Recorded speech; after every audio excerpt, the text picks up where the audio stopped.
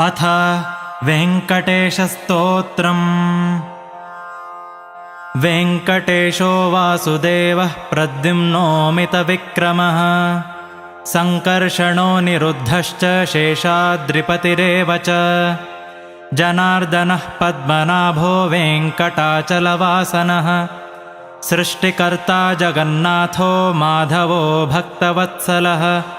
गोविन्दो गोपतिः कृष्णः केशवो गरुडध्वजः, वराहो वामनश्चैव नारायण अधोक्षजः।